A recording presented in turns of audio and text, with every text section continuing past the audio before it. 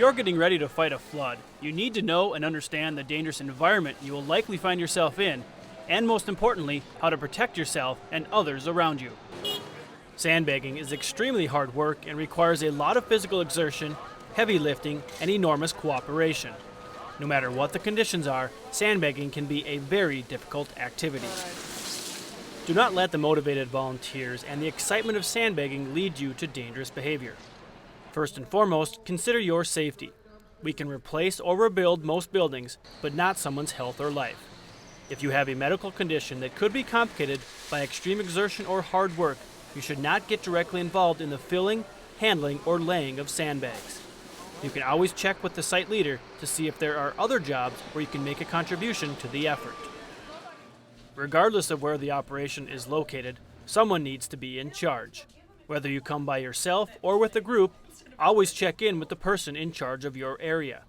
That person is responsible for the operations and your safety. When arriving on scene, you may also need to complete volunteer forms for accountability purposes. Follow me. Before you begin sandbagging, you will need to dress appropriately for the conditions and to wear basic protective gear. Wear adequate clothing in layers and waterproof boots or footwear. Wear work or leather gloves when handling the sandbags. Wear proper headgear, sunglasses, or protective eyewear and sunscreen if working outdoors. Weather conditions at the time will determine what is appropriate. Reflective material on outer clothing is essential for working at night. If you do not have reflective clothing, wear white or light-colored clothing at night. A good rule of thumb is to always stretch before lifting and use proper lifting techniques to avoid injury and fatigue. Pace yourself if you are out of shape and be aware of your physical condition. When filling the sandbags, the person holding the bag should stand with feet shoulder-width apart, 1 foot forward in the power stance, and knees bent. It is also recommended that safety goggles be used during this process. The person shoveling should keep their feet wide apart with the front foot close to the shovel. Put your weight on the front foot and then dig the shovel into the fill. Using your whole body rather than just your arms to push the shovel will reduce fatigue. With the sand on the shovel, shift your weight to the rear foot, keeping the shovel close to your body. Turn your feet instead of twisting while releasing the sand into the bag. You may also find yourself at a filling station. A front-end loader or someone shoveling by hand may be used to dump sand into a funnel or other device to fill the sandbag. When holding the bag to be filled, it is best to kneel or sit instead of squatting.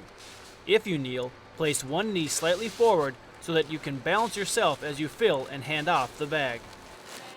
One of the most common mistakes is overfilling the sandbags. A properly filled sandbag is only half full and weighs about 40 pounds, making it easier to handle and move.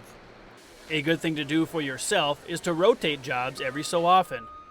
Take frequent breaks to avoid fatigue and allow muscle groups to rest. One of the most important things you need to do is to drink a lot of water and take breaks.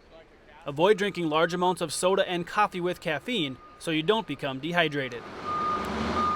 There's a good chance there will be large trucks and loaders dumping and moving sand or bags around the site, so you must always be aware of what is happening around you to ensure your personal safety. Stay in eye contact and be aware of the heavy equipment operators and stay alert for truck backup alarms and the danger it signals. When it's time for you to move the sandbags, plan your lift by getting a firm footing before you move with the sandbag. Be aware of slippery mud, holes, ice, and water current that can cause serious slips and falls. When lifting the sandbags, lift with your legs and bend at the knees to save your back. Tighten your stomach muscles and keep the bag close to your body. Try to keep your back straight. Avoid twisting to change direction.